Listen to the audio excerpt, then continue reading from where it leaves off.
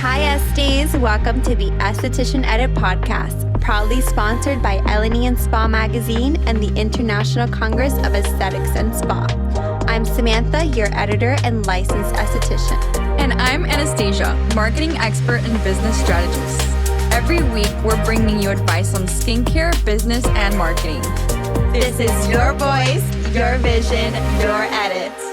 I feel like within our business, it's important for us to go to other, companies' trade shows for networking, getting to know other attendees, getting to know other exhibitors, in order for us to make our shows, better and to understand what it is that not only on the exhibitor side, but also on the attendee side, what they're looking for in this time of day. Yeah. Because, the industry changes so much over the years that going to these shows helps us help them. Right. And to experience it as an attendee is also different because we're always like on the other side creating the shows, but then to go experience as attendee, go up to the exhibitors yourself. Like I'll talk a little bit about my experiences in one of our previous shows that we went to. Okay, so from an observational standpoint, what would you say what were the things that stood out to you as you walk the floor as an attendee? Mm-hmm.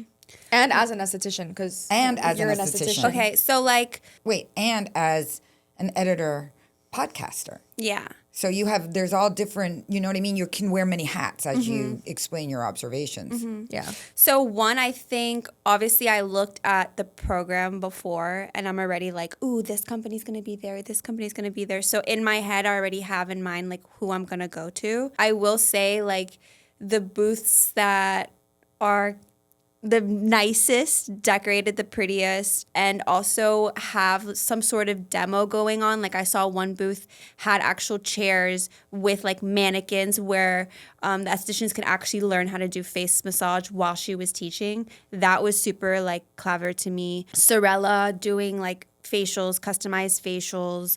I think the more interactive booths were the ones that I wanted to be at, and the ones, like you said, where you can go actually inside of the booth.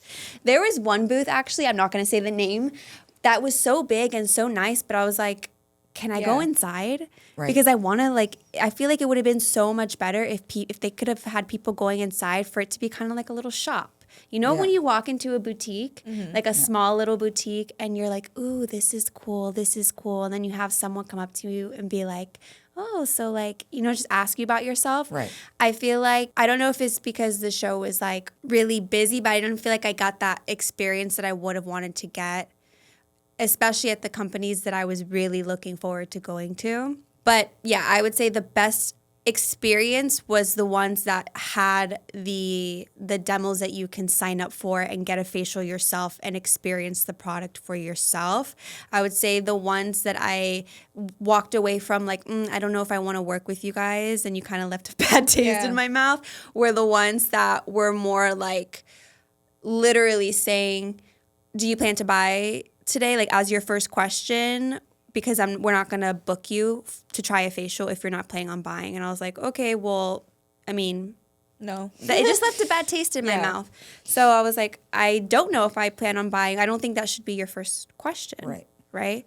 So that was like my experience. I think as an esthetician, I obviously had some critiques like, as far as like us doing the show, like as a conference coordinator and stuff like that.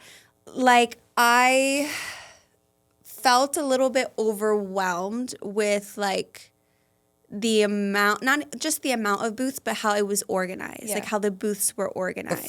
The flow. Yeah. The absolute, whatever they call it, feng shui, is completely off. Yeah, like when you walk in, you see like all these gigantic booths and you're like, okay, but then all the other booths are kind of hidden behind. And then you don't have like an easy pathway. Like, for example, remember you were telling me like, I was like, find me here.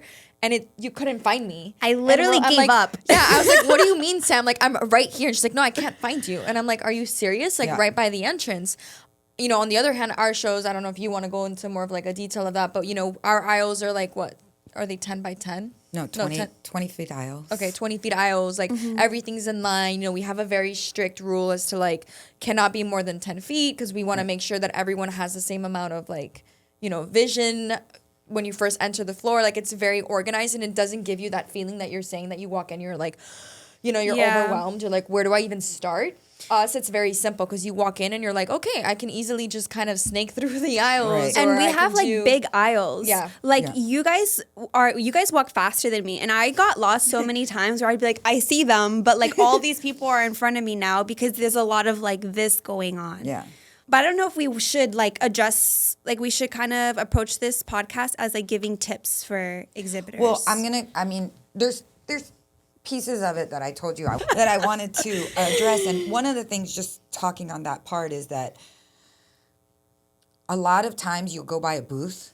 And so there's two pieces that I'm looking at, right? The first piece is, how are the exhibitors representing themselves for the attendees when you see 3 people deep and they can't get close to the booth, so they don't hear the conversations that are happening, right? So they're basically waiting in line to talk to someone to figure out whether that they want to buy the product or not, or test drive it, or whatever it is. Whereas the booths that are open and have that floor where they invite you into their space, if you're talking to me and she's listening, my question might be answered by you, and she hears it, so she doesn't have to ask that question anymore, but she can hear it. It doesn't have to be a repeat of the same question. If there's a conversation happening, people can kind of eavesdrop, and then they also might formulate their own questions based on the question that's being asked.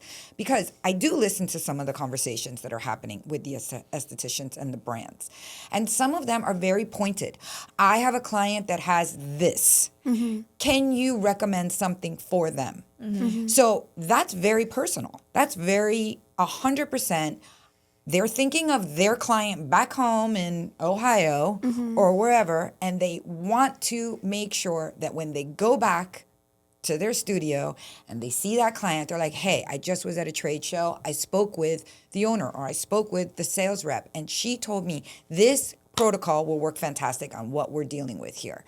It gives a lot of weight to the education that you get at a trade show, that networking, that personability that you cannot necessarily get over the phone. You don't feel it the same way. Even I did a Zoom with a client that I met for the first time at that trade show. I didn't even recognize her. And I did an hour Zoom with her.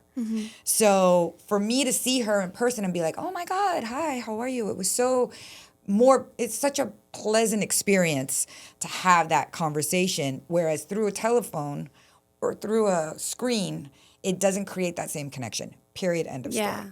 But the booth setup and the way that you described your experience, I see it differently. I actually walked into some booths and said, no, you got to change this up. And they did it, and they thanked me. And I'm not tooting my own horn, but it was the idea that I told them, I know what people want. And I'm seeing 3 layers of people behind here, this counter right here. They all want to get close to the wax and try it themselves. If you made it so they can come around and all of them can dip a stick in and try it on themselves, it's better than them having to wait. They're going to get frustrated. They're going to get knocked over and pushed by and then people they're gonna walking give up through, and they're going to give up, and then they're going to forget. Because remember, the size of a show will also dictate how you make your way around it. People have a checklist and they get through it. Yeah. Right? I think like a good solution to that also, because I used to work for a company, I'm not going to say which one because it's kind of embarrassing, but where I did like sales, and we had like a little trailer where people would come in and we would sell them this product, but we always had a manager, and the manager was more of the person that like they would sell when it would get really, really busy, obviously, because it's like, hey, can you help out? But that would just oversee. Like, I feel like you need someone that, because you get so sucked into it, especially when it's busy, you kind of need someone to be like, oh, look, these people are waiting. To be like the person that's like kind of guiding, that's kind of talking to the team, being like, hey, this person's ready for you. Like, just being aware. Because we like had having that one awareness. team of like in the team that you're in, having one person that she can even engage with them while they're waiting to get to the table or get to the demo or ask for and going back to what you said about like your experience as an esthetician, also as an editor, and like as us working in the same industry, like the live demos are so important, which Danny always like points out to the exhibitors, like, it's so simple for you to just add, you know, a chair or a bed to your booth and offer those services, because everyone does want to try before they buy the, you know, the product. Right. Just like you said, like we you know, signed up for that and we both got to experience it and it felt really good.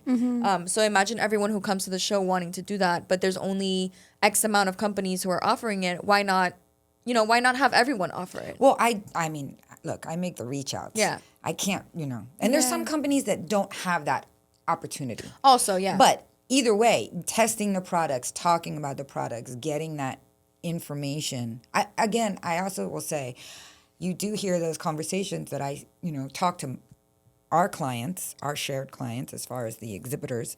And I know that estheticians get a lot of, their confidence is bolstered by the idea that they can say they know the owner, right? Nobody's saying they know the owner of CeraVe, right? Yeah. I mean, and I'm just using, I shouldn't say it, maybe a brand, but I'm just using a common brand, right?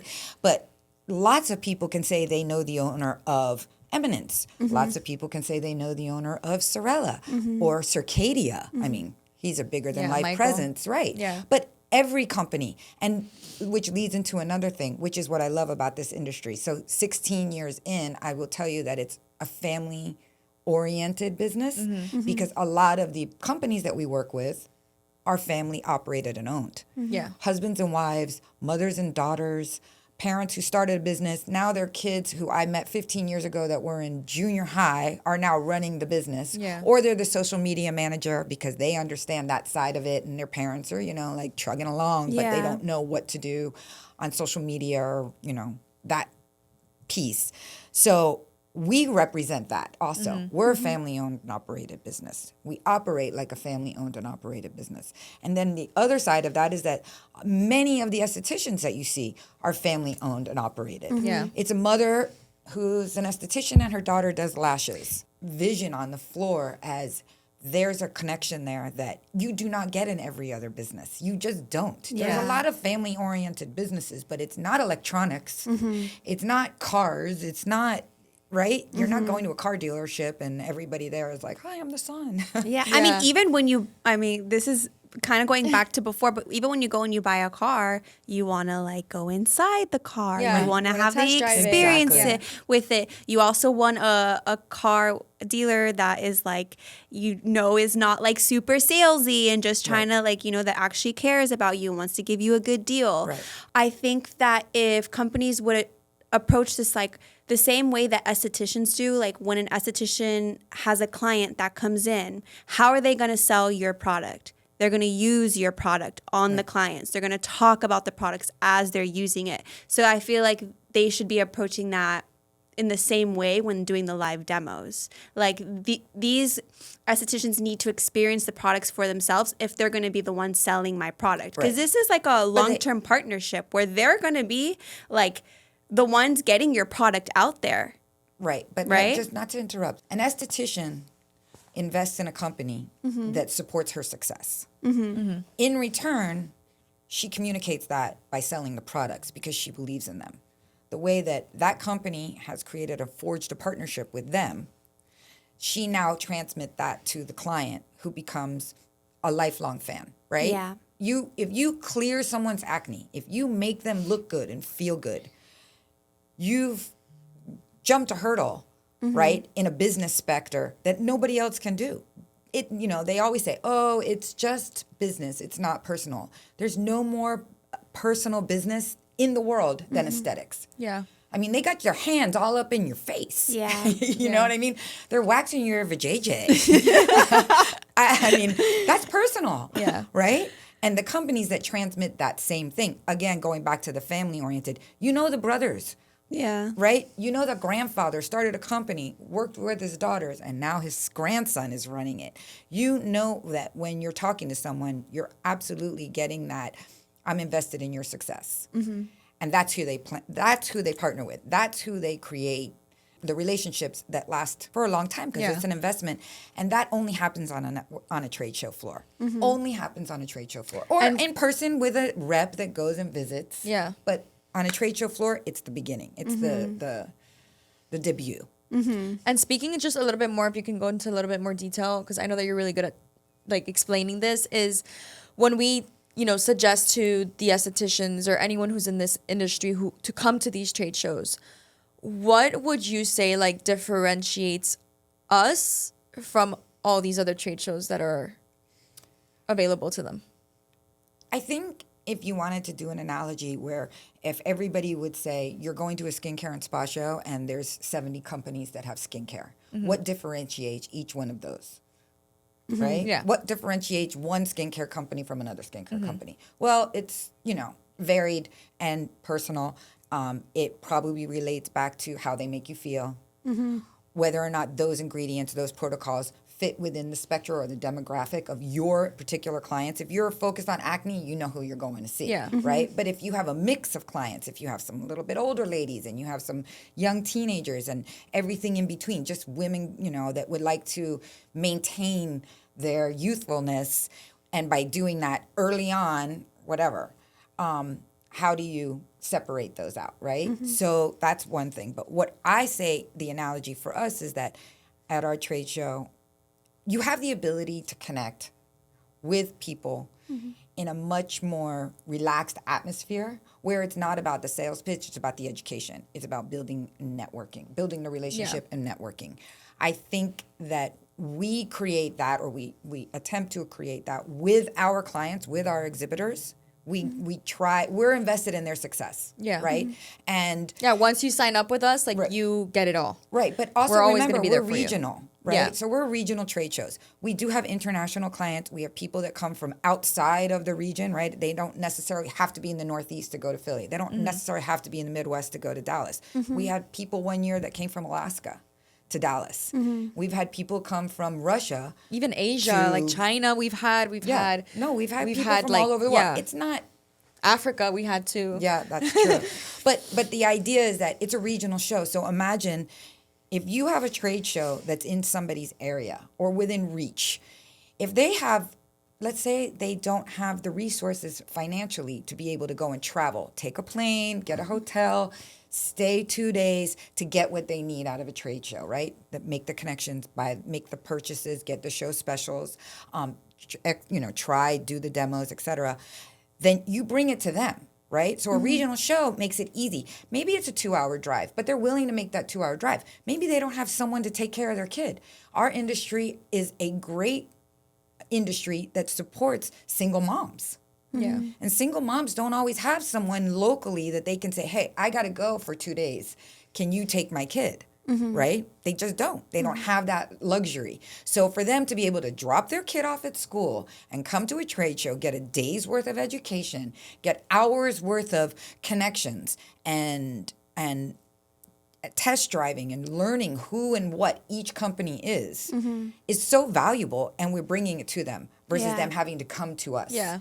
And I love how you said, like, it's not about the sale. I think when people hear that, depending on where their mindset is, they might be like, oh, but I want to, like, that. It's about the sale for me. Right. But what they don't realize is that when you put connection first and you put, like, all these things that you're talking about first, that's how you get the sale. comes. Right. Like, from that's that. literally how you get the sale. right. You're It's not literally what we talked about in the Yeah. podcast with, which is going to come out soon.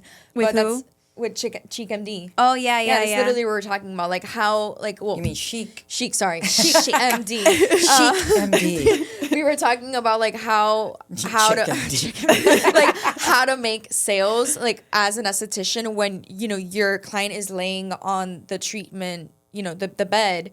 Like the sale starts from the moment that they lay on the bed. It's not like you're just like, oh, hey, like at the end, oh, I need you to buy this, Right, and this right. and that. No, like it starts from that connection. And then at the end, it's such an easy sale because you've created that connection. Yeah, and it's And it's, authentic. snapping exactly what happened to us at this trade show that we just came back from. Like that happened to us. We went up, to introduce ourselves, like who we were, esthetician edit, like we have a magazine, all this kind of stuff. And then it was just like a big like turn off. Like Sam and I looked at each other and we were like, okay, and then we just walked away because I we're know, like, you that just told me made us. You told me how disappointed you were. Yeah, we that were they like, wow, treated you like that. We didn't expect like, that at all, especially for a company that's like, very big in the industry and very known. To have, received an answer like that was kind of just like, oh wow, is this how you treat, all of your Right. your clients. It's buy it and move on. Yeah, and I wouldn't want that because, again, going back to what you said, like when you buy a product, you want to have that, connection throughout all the years that you have this product. Right. You want to be able to contact that person if you need help. Right. You want to be able to get the education that you need on this device or whatever the case may be. Well, there's two pieces I can add for that because I've been to I've been to a med spa and I talked to the guy and I'm like, oh, you have this device. And he's like, yeah, I bought that. And he goes, and I have no idea what it does or how to use it. And I'm like, well, why don't you call the company? He goes, I don't like it that much. So he invested in the device and he didn't get what he needed out of it from the company. So therefore he was not willing to go and, $1,200 device or whatever it was to make that effort to say, well, maybe. Now, he did happen to see somebody using it and how they used it from a social media. Yeah. And he suddenly had a, kind of an epiphany that, oh, wait a second, there is a way that I can use this and let me do it. He did it himself. He didn't reach out to the company. It's a shame that he felt that way. But, in that respect, I understand it from that standpoint, right? Because you buy something because you're all excited and hyped up about it. And then all of a sudden, somehow you drop the ball and you don't remember what you bought it for or how to use it. The other thing I was going to tell you about the company that kind of, so sales focused that they turned you off. I talked to all the companies. I talked to all the exhibitors. They all have different goals and the different ways that they gauge a trade show. And some of those companies, which are very corporate, it's all about the sale. They won't do another show.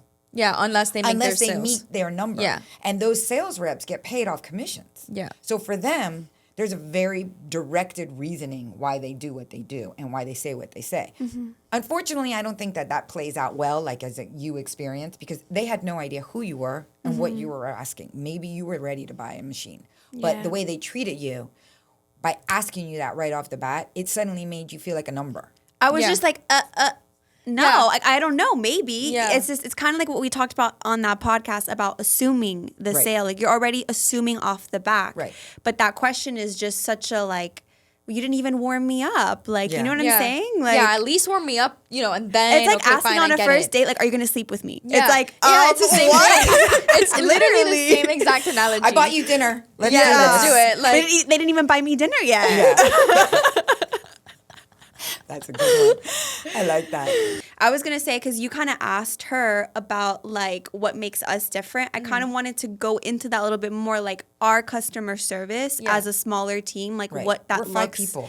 Yeah. Yeah. So 5 people run the entire show. Just so you guys can And understand nobody- it, because I don't think we've ever sat down They and have 4 actually people in a booth yeah, at our show. like we've That's never 10 by sat down 10 and feet. actually spoken about the way that we work here. We are all one person. So we are our own departments. I'm the marketing department. Danny is anything show related, exhibitor, sales. Sam is the editor for the digital magazine. Then we have one operations, we have Conference two. director. Yeah, one conference director, two art directors, and then we have one web developer. Yeah. And then of course the accountant. But But we're so small, and what we've gotten a lot of feedback from this from our own clients is that when they call, when there's an issue with an email, or if there's an issue with like, oh my God, my booth number is wrong on the website, whatever, you call us up, the person picking up the phone is one of us in the office. Like, you're going to get a hold of whoever it is that you need to talk to, and we're going to make it happen in less than like 5 minutes. Right. When there's bigger trade shows that have more like you said, corporate, whatever lifestyle, there's like 5 people per department, and it's extremely hard to get in contact with that person that you're trying to get in contact with. So that's a big differentiation, I would say. And then also going into like our education, I don't know if you want to pinpoint that, since you were the one who chose the conference speakers this year. Yeah, and it's like not to toot my own horn.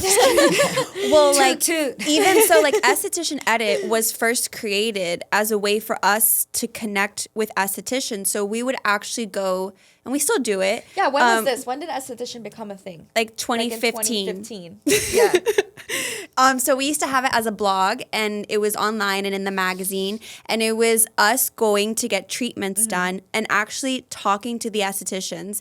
And when I actually first started here as an assistant, like that was my way of kind of figuring out, like, okay, have you gone to a show? We used to always ask, like, have you gone to a show? What did you like about the show? What didn't you like about the show? What do you like about this company? Ooh, give us the tea. Like, that's how we got our information.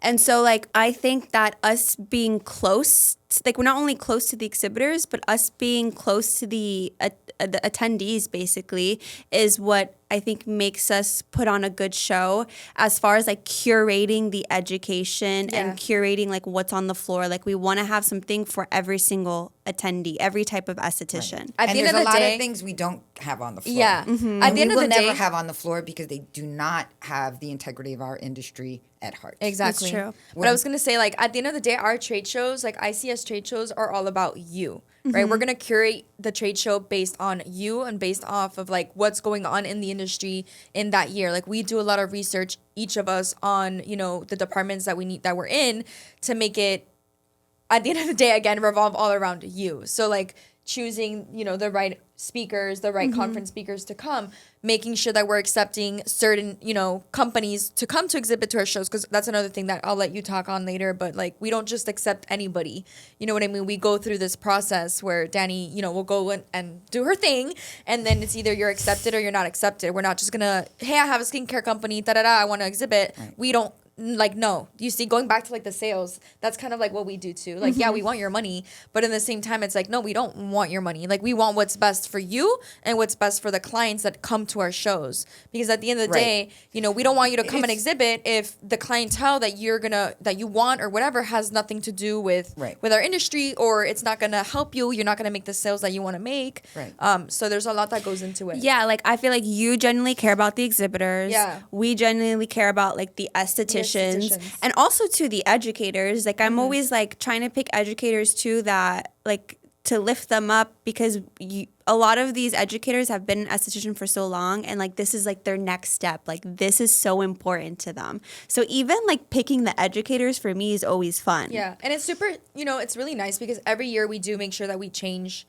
the conference speakers that we have, because it's like you want to give others a chance, number one, and then number two, also like, again, the industry changes so much year round. Being able to like pick a specific speaker to come to the show this year to talk about this specific, title that's happening right now. Topic, excuse me.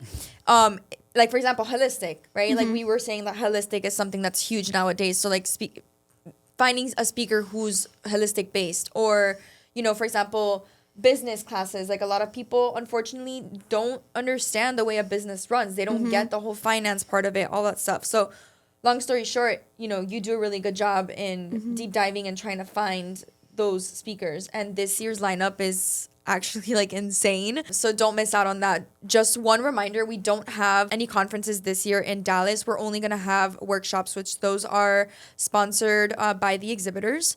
And then I don't know if you want to go a little bit into detail with like the speakers that we're going to have this year with their topics. Yeah, so our speakers, we curated like a group of speakers that kind of tailors to every single esthetician, but at the same time has like the common theme of that they're a successful esthetician that knows how to run a business.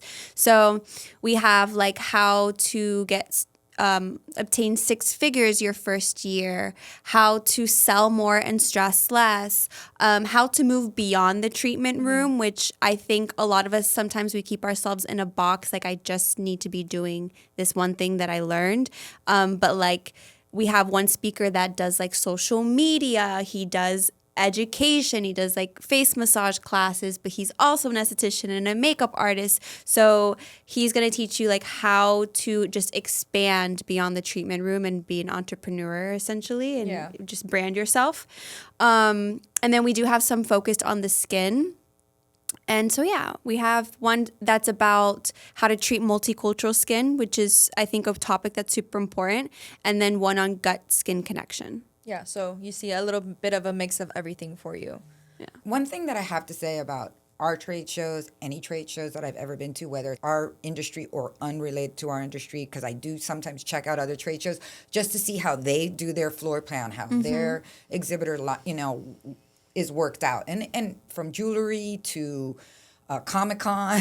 I mean, I've seen quite a few. If they happen to be in the vicinity, I'm checking them out. Just from a trade show producer vision, right? From a vision, it's a show. Standpoint. It's a show. Yeah. So I will say this is that I love the energy and the excitement that you get when you hear attendees, especially first-year attendees, get excited to be there. And then you see that excitement and you feel it. But there's also that energy that you get from being amongst your peers and the inspiration that you drive from that, because you look around a room and there's thousands of people that all have the same singular goal, to do something that they love, do it well, do it with the right companies, and build this industry. I will say, from an outsider's point of view, what I sometimes feel is the missing element is that aesthetics or estheticians do not build themselves up enough or take enough pride in the work that they do, because it's so much deeper than just throwing, skincare on somebody's face. It really is creating a self-esteem within the person that's doing it. You're changing their life in a really weird way. You don't even realize it. But I know when I get my eyebrows done, I feel much better than I did before I walked into the shop. Yeah. So I feel like that energy permeates throughout the show. And when I see somebody who doesn't go to trade shows, right, who says, "Oh yeah, I did that when I was in school. I had to go when I was in school. I had to go to a trade show." I'm always like, "Yeah, but you can tell you're not inspired by your industry. You're catching a check." I was literally going to say that. Right? And I can feel it. The other thing is, I did see something that I really, really loved with a school last year. They did the bingo. Yeah, that was and really I cool. thought that, you know what? Student estheticians are really and truly the foundation of this business. Wait, what's the bingo? It was like a bingo card that said, like, you got to go to this booth and get this, or you have to go to this class and like learn a this. scavenger like hunt? kind of like a Kind of like a scavenger hunt, scavenger but they hunt, made but it had like to a check bingo it card. off, Yeah. each thing, and they had to ask a question. They had to go to a particular booth. So the school was actually supporting the brands, because they said very pointedly, you have to go to Farmhouse Fresh. Yeah. And they had to go to Farmhouse Fresh. Yeah. And get some kind of proof that they went. I don't know what it was. Maybe they had to get a sample, or they had to, ask a question or get a pamphlet, but they had to do it. And it was very, very interesting. And then this is what I'm going to lead you into another piece, is that we produce a trade show. We attempt to bring in the best exhibitors, right? We're discerning in the choices on the people that are on that floor. We make a pointed effort in making sure we bring literally professionals. Yeah. Okay? Not scammy, aggressive salespeople. Yeah. That I'll end on that note. But because we're producing a trade show, right, and we're trying to bring the best attendees as well as the best exhibitors, you have to imagine we can't tell attendees where to go. We can only point them in the direction of, here's our trade show, here's our education, here's what's going on the floor, the demos, the show specials. These are the brands. But as a brand, as an exhibitor, it's very important for you to take control of your own success.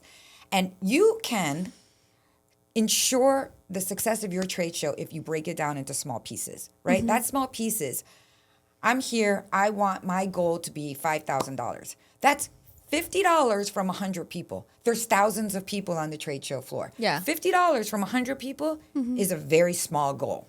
And I'm talking about smaller brands. Obviously, bigger brands have bigger goals and bigger, they're looking for the long-term partnerships. Not that the small ones aren't, but if they really are looking to branch out and reach a new audience and get their products into the hands of people, and they want to do it risk-free, then they need to plan that show from the minute they sign up to the minute they show up on the trade show floor.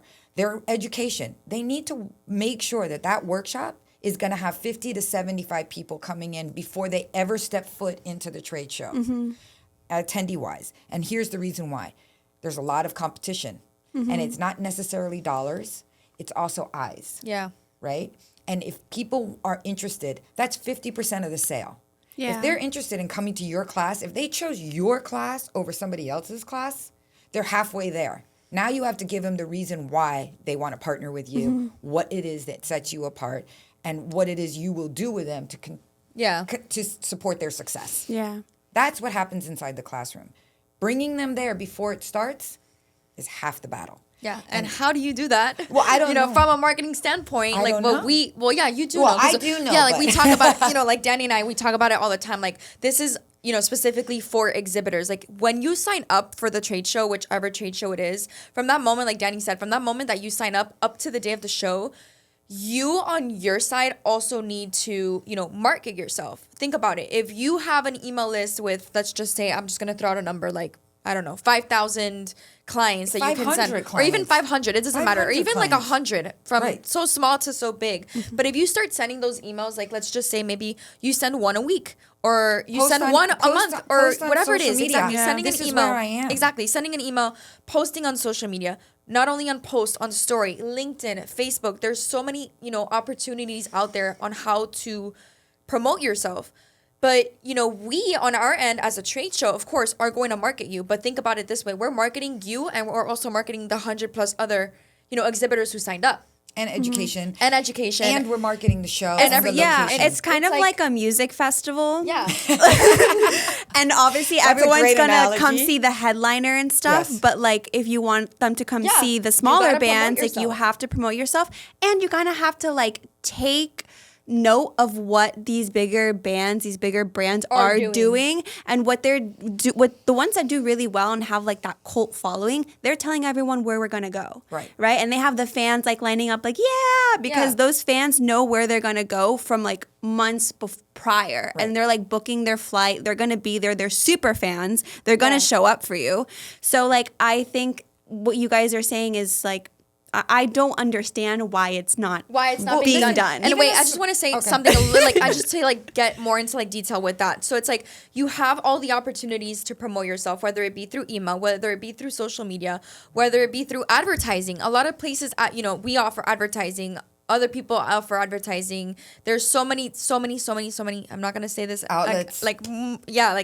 There's no reason as to why you're not advertising. Like, what is your reasoning? What is your excuse as to why? And I'm gonna tell you this one thing, and I know that this might sound like very like aggressive to like exhibitors, not only who exhibit in our show, but just in general other shows. It's like, promoting yourself a week before the show is too late. You're wasting your time at this point because the people are already here. You know what I mean?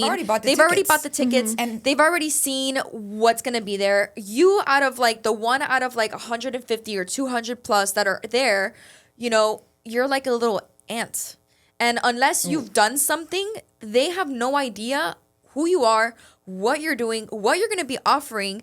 And another little pinpoint that I think is super important is like when you do market yourself, right? Have an incentive. Attendees, just like when you shop, right? When you shop for like a clothing brand or whatever it is, like they give you like, put your number for 15% off or, free shipping or something. Like getting a little incentive makes that person so happy and so excited. So putting a little incentive, like, show up to our workshop and get a free sample size product, or promotions, again, show specials, like, I don't know, get 50% off when you open an account with this much amount of money. Like, you gotta work for it in order for you to get the clientele to come to you. If you just sit there and do nothing, then I'm sorry to break it to you, but nothing's gonna happen and no one's gonna show up to you. Like, at the show that we were at, I noticed a lot that there were a couple companies that you would walk by and they were just sitting there by their booth. On their phones. Like, that is the number one no. Like, you don't do that because, no. Like, you walk in, you're not even making eye contact. You're not even trying to, like, lure them in to, like, show them what it is that you're offering or selling. You don't even have excitement for being there. Yeah, you just walk. Why are they going to be excited to see you? You walk right like, by. Oh, my God. But I just want to say one thing. Just from I feel like we could have a whole series on this. But just from one standpoint, that there are small companies that come to me and they'll say, oh, I'm interested in doing a trade show, but from a budget standpoint, it's not, it doesn't work or whatever their thing is. Sometimes they'll say, no one's going to see me. No one's going to notice me. I'm just going to be this little, ant next to eminence, right? Eminence gets everybody. And I understand that perspective. But I also will say, from that standpoint, is I've seen a lot of small brands take that incentive and look at it from the standpoint of, you know what? If I'm here, I'm going to make this work for me, right? And how do I do that? I tell them there's multiple ways. And like, again, we're promoting you. But if your game plan is to come to the trade show and stand in your booth and just grab people as they walk by and they have no idea who you are, not even an inkling, or your banner in your booth doesn't tell a story about who you what you are, who you are, what you're selling, you're not going to grab their attention, right? But the biggest thing that I would say or I would add is this, is that if you start to do your research and you find 10 spas in the area of where you're going regionally, and you say, hey, I'm going to be at the Philly show. I'm going to be at the Dallas show. I'm going to be at the Long Beach show. I'm going to be at the Fort Lauderdale show. And I really think your vibe and mine align. I have something that I think you might be interested in. I've done my research. I see who you are, and I have something that would maybe slides in between two other lines that you carry, or a product that kind of fits your niche. That is huge. Because A, it means you recognize that person and you see them as being a partner that you would be interested in. Because yes, the brands also know who they want to work with. They understand that value. They're going to take the sales from everybody, but they see the brands or the estheticians that best represent them out in the world. Yeah, I was going to say that because like I told you, before I went to one of these past trade shows, I was going to say the trade show. Before I went to one of these trade shows, I got like a message from a company through DM on Instagram, like, hey, love your page. Like they followed me and everything.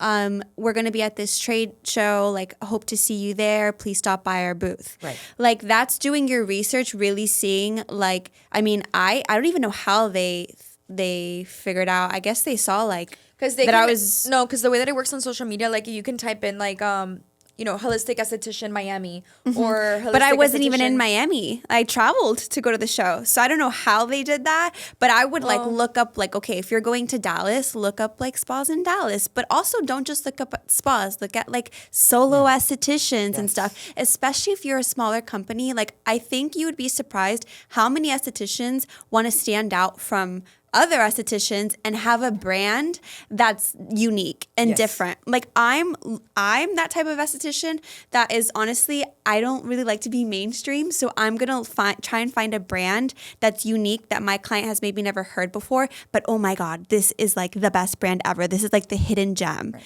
because my clients are kind of like that too. So there's a lot of estheticians that are looking for brands like that. So don't think that you're like, a small ant that no one's going to notice and stuff like that. If anything, they're looking for you. Yeah, they're looking for you. And that's what I was going to say too. Like, I don't know if I should say this. I'm just going to say it and then we can decide if we cut it off or not. But like, as an exhibitor for our trade shows, like we do so much for you.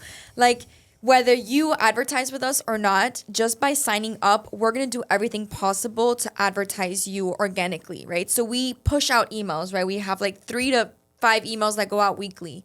No, sorry. We way have more more than than that. that. So I was going to say we have like 15. well, we have a bunch of emails that go out weekly. We have our social media platforms, not only Instagram, also Facebook, also TikTok, with Esthetician Edit, the podcast. Like we have so many opportunities and so many ways to promote you that you don't need to necessarily worry about that. But again, you do need to do your own research and your own reach outs. They have to do their own research. Yeah, you have to do it. You have to do it. We're promoting everybody. But that's what I'm saying. But it's like also as an exhibitor with us, like we're going to do everything we possibly can, and we're going to do it right, and we're going to do it as much as we can. You know what I mean? Like there's certain companies like you said, like the smaller ones that we were able to get to our show that are scared about that. We go and we tell them. Exactly. That's what I was going to say. For me, just so that you know, for me, it's always exciting to see my faves, right? The Circadia, Eminence, Skin Script,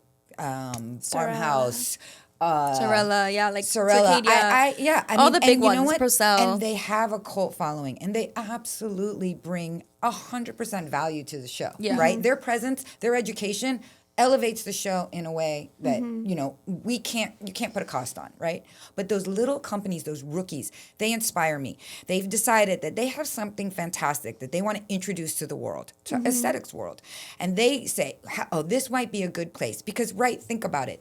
You could go on knock on doors for days and days and days and days, and not see the same amount of people as you'll see in 2 days at a trade show. Right? Yeah. They walk right past you. They walk right up to you. They are looking for that. And those small brands, those rookies, I feel like they bring an extra added little flavor to the shows because they're really showing estheticians like, hey, you know what? There's so many avenues. There's so many avenues and there's so many ways to reach and touch your clients. Yeah. And I've come up with something that I think you might want to maybe try out, and I'm sharing it with you. And they're excited and they're enthusiastic about their product.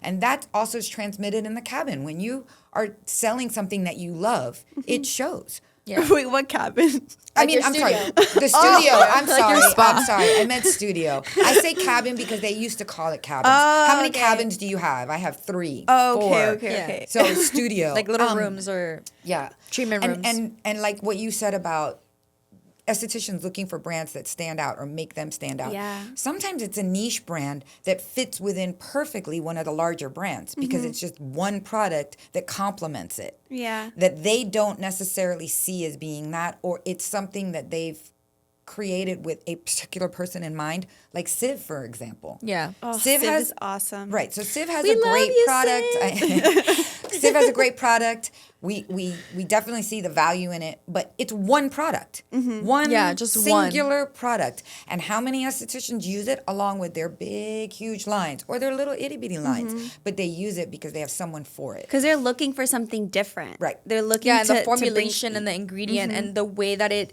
like Civ is super, super results oriented. You know, they do a really good job. You know what I mean? Like, no, but they that's do a my- really good oh, job and in marketing. here's my themselves. other But piece. wait, Wait, can I there's say one- one okay, thing go ahead. about Civ?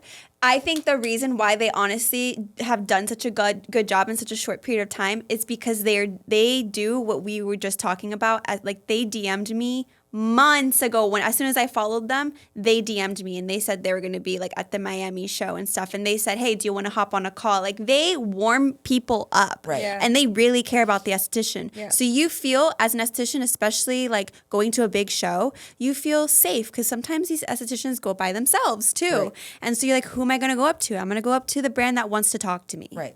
Just pointing out what you what you just said about like a lot of estheticians going alone. These trade shows build such a community Yeah. that the stories that I've personally heard of like someone meeting someone at the Miami show and then guess what? They're going to the Dallas show together. You know what I mean? Like the community that we build with putting together these shows is crazy. And then you find your Esty bestie and then you end up, you know, following. Or doing business with them. Or you collaborating. see somebody you follow, right? Yeah. You follow somebody, Exactly. and then all of a sudden you're like, you inspired me. I hear that all the time. That's like us when we were at this trade show. We had people come up to us and we're like, "Oh, you're esthetician edit." We were like, "Yeah, we love what you do. Like, we love Yeah. your episodes and stuff like that." That gives you reassurance. So same thing with estheticians. Like, you know, those who follow each other. Like, for example, Sam. Like, you know, she just started her own, you know, business, and I'm super supportive of her business. And every time I see her post, like, I want to, you know, DM. I want to like. I want to comment because her work. She's putting in the work. Right. You know what I mean? At the end of the day, that's all it comes out. What it comes down to. If you don't put in the work, you're not getting anywhere. You're not getting anywhere. Put in the work. Now we're talking. Listen, there's one other thing that I wanted to say, and this is something for you. But it's when these companies come to trade shows, ideally, I think that people also want to see something new, right? So product launches are a great way to pull people in because if you have something that nobody's seen, and this is the first time being offered in, you know, live in a trade show for people to try and do, and then, oh, excuse me. Then I think that that's really important to get that message out there. And I'm always reaching out to the exhibitors. I'm always telling them, do you have a new product release? Do you have something that you want us to, Yeah. you know, let people know push that out. they're going to be able to see? Without that, you're just basically showing up and, you know, Hoping for the best. hoping for the best. Yeah. I don't know. That's not And- that's not a good line. Well, No, it it is. Yeah, and no, it is. Like, honestly, we're here to be, you know, like blunt. So can you tell us a little bit more about like your background being in this industry? So just people know who you are. Okay, so I started, June will be 16 years doing this. And I had no experience whatsoever in trade shows. I was baptized by fire. My first trade show was, I started in June, and my first trade show was in September in Long Beach. And it was at that time, so 16 years ago, there was probably 220 exhibitors Oh my gosh. and maybe 10,000 attendees. And I had no idea what I was doing. And I was getting it from every angle, and I just kept saying, I'm so sorry. I just started. And they were very upset that they didn't have someone to vent on because they were starting to feel sorry for me. But I learned very quickly. I got better and better and better. I've seen a lot of changes. I'm always inspired by this industry. I'm a fan as a consumer because I do love massage. I do love facials. I'm not great about maintenance. I have my, my favorite products, and I'm definitely 100%, 100%, definitely 100% behind every single brand that we work with. That's that's where I get my career satisfaction or my job satisfaction. That's how I build my, like every day I walk out of work and I go, sometimes it's tough. There's been days. I got 10% of the clients that, they're not But so what easy Danny's to saying work is with. so real. Like Danny, well, we know this. Like Danny will come up to us and be like, "Oh, I got this new company. I need you to do this," and we're like, "Okay, on it." Like Danny really cares about the clients that she gets. So all I have to say is like me working. I've only been here for 4 years, but in the time that I've worked with Danny, especially, I started off as her assistant. And boy, did you grow. Yes, I did. Here I am. But you're in good hands. So really, honestly, truly, like if you're interested in exhibiting at any of our shows, or even just like getting on a call with Danny and just talking about like where you're at, Come what you visit one of want, or them. even come visit one of them, like reach out to us. Like we're very open when it comes to that, and we're very easy to work with. So that's all we have to say on our end. Like just give us like that trust and what is it? Like give us the trust and you won't regret it, is what I'm trying to say. Yeah. I think that Yeah. wraps it up Yes. pretty well. Yeah.